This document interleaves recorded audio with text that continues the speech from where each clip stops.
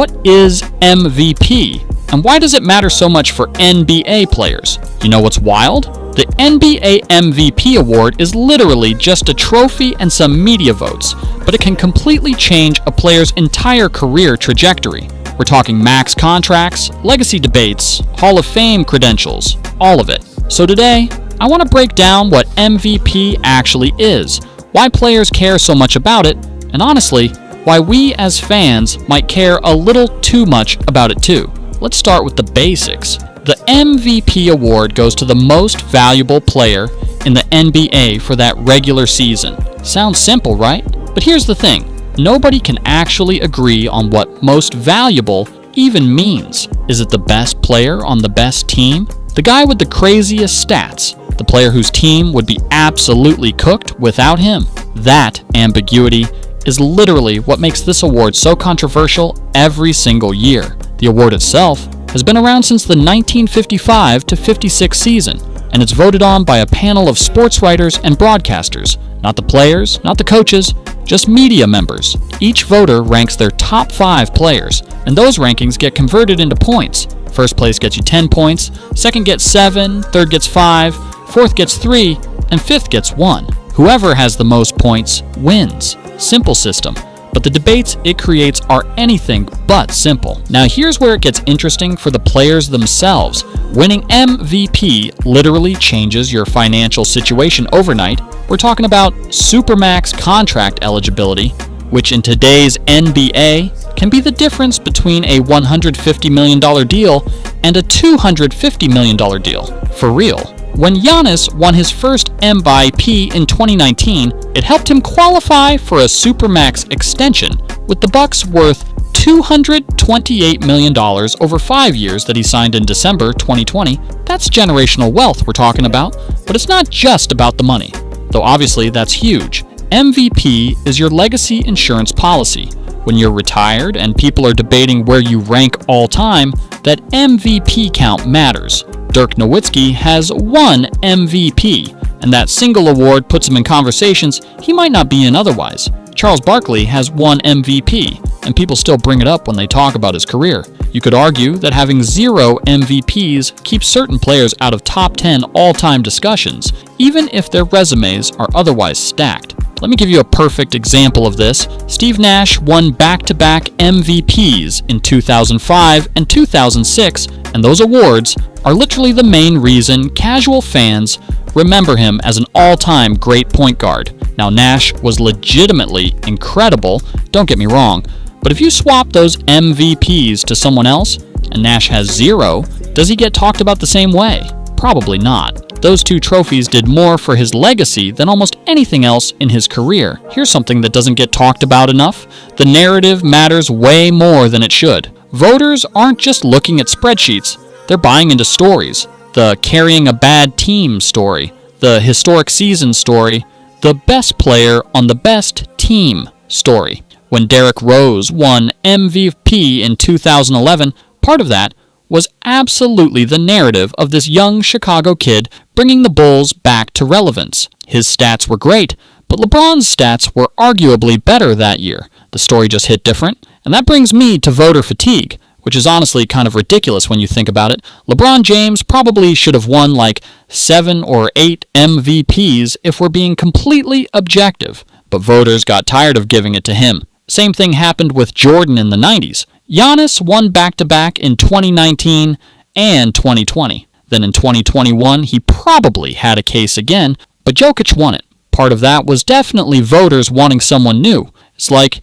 imagine if your boss stopped giving you Employee of the Month because you won it too many times. Makes no sense, but that's how it works. The team record requirement is another thing that creates all kinds of drama. There's this unwritten rule that you basically need to be on a top 3 seed in your conference to win MVP. Westbrook in 2017 was the exception, and people still argue about whether he should have won. When Jokic won his first MVP in 2021, the Nuggets were the 3 seed in the West, and even then, some people complained it wasn't high enough. This basically eliminates amazing players on mediocre teams from consideration, which seems weird for an award that's supposed to go to the most valuable player. Let's talk about how this affects player relationships and team dynamics. When you've got 2 or 3 guys on the same team who could legitimately be in the MVP conversation, that can create some tension. Not always, but it happens. Look at the Warriors during their dynasty years.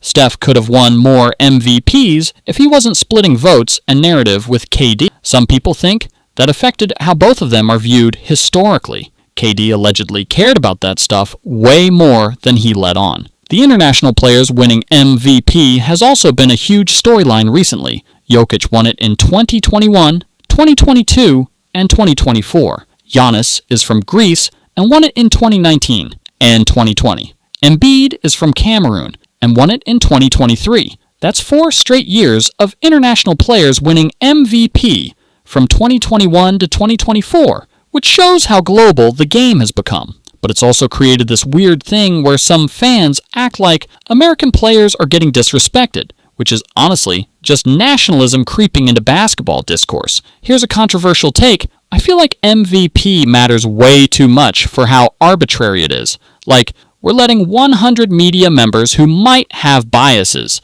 might not watch every game, might be influenced by market size or narratives, decide who gets this massive legacy boost, and then we use those decisions to rank players all time for the next 50 years. When you put it like that, it's kind of wild that we treat it as this definitive measurement of greatness. But players definitely care about it, probably more than they should. You can see it in how they campaign for it, how their teams position them in the media. Some guys have their agents working overtime to get them MVP buzz. Some teams will literally rest their star players less down the stretch if they're in the MVP race, even if it's not the smart move for the playoffs. The award creates these weird incentives that might not actually be good for basketball. The social media era has made all of this even more intense. Every single night, people are posting stats, creating MVP ladders, debating in the comments. Players see this stuff. You think Embiid didn't notice when everyone was saying Jokic should win over him in 2023. You think Jokic doesn't see people on Twitter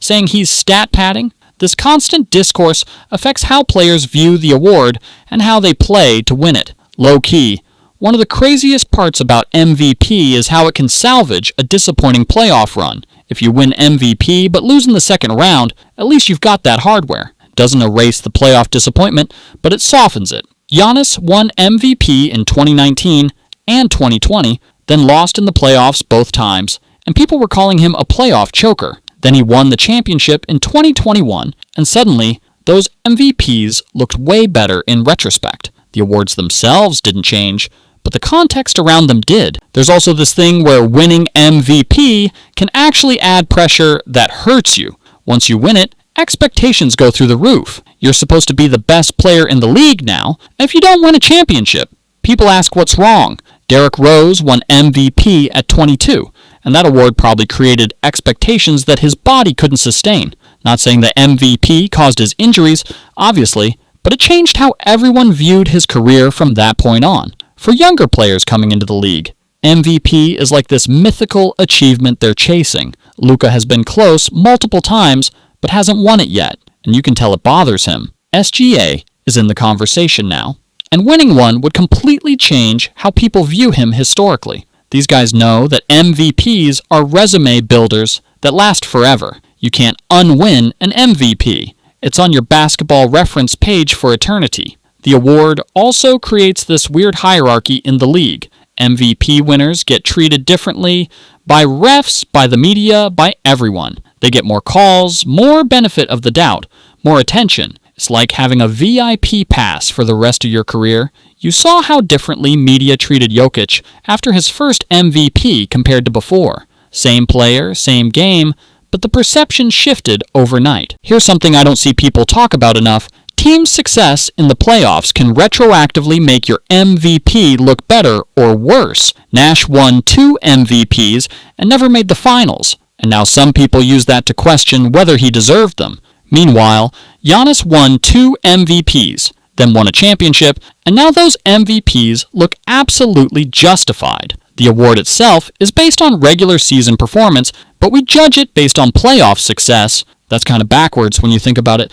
The debate around best player versus most valuable is never going away. Westbrook averaged a triple-double in 2017, on a 6 seed and won MVP. Harden probably had a better case in 2019, but didn't win because the Rockets weren't the 1 seed. Jokic has won multiple MVPs, while some people argue Giannis or Embiid were having better seasons. This ambiguity is what keeps the discourse alive, and honestly, the NBA probably likes that. Controversy creates engagement. For real though, when you zoom out and look at MVP winners historically, it's wild how much this award shapes legacies. Moses Malone has 3 MVPs, and that's a huge part of why he's in the Hall of Fame conversation, despite being somewhat underrated by younger fans. Karl Malone has 2 MVPs, and those are probably what keep him in top 20 all-time discussions, despite never winning a championship. The award carries that much weight. There's also this interesting dynamic where winning MVP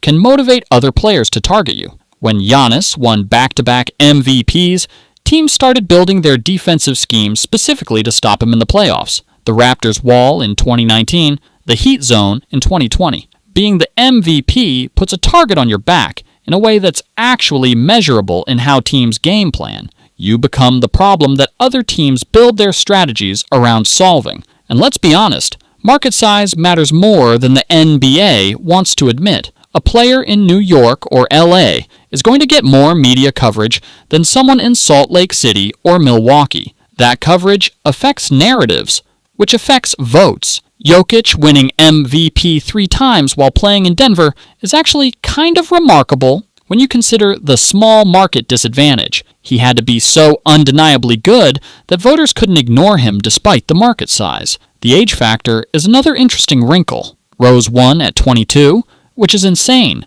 and makes him the youngest MVP winner in NBA history. LeBron won his first at 25, Tim Duncan won at 26, but then you've got guys like Steve Nash winning his first at 31, or Giannis winning at 24. There's no pattern, really, but winning young definitely hits different for your legacy. It suggests sustained greatness for years to come. So why does MVP matter so much? Because in a league where legacies are everything, where max contracts are tied to accolades, where Hall of Fame debates happen while guys are still playing, this award is currency. It's proof that, for at least 1 season, you were considered the best. And in a sport where being the best is the whole point, that recognition becomes invaluable. What do you guys think, though? Does MVP matter too much? Not enough? Should the criteria be more clearly defined, or is the ambiguity part of what makes it interesting? Let me know in the comments, because I genuinely think this is one of those debates that doesn't have a right answer. If you guys enjoyed this breakdown, I would genuinely appreciate if you could subscribe. It's genuinely the only thing that tells me you guys want me to go all in on this channel. Thanks for watching, and I'll catch you in the next one.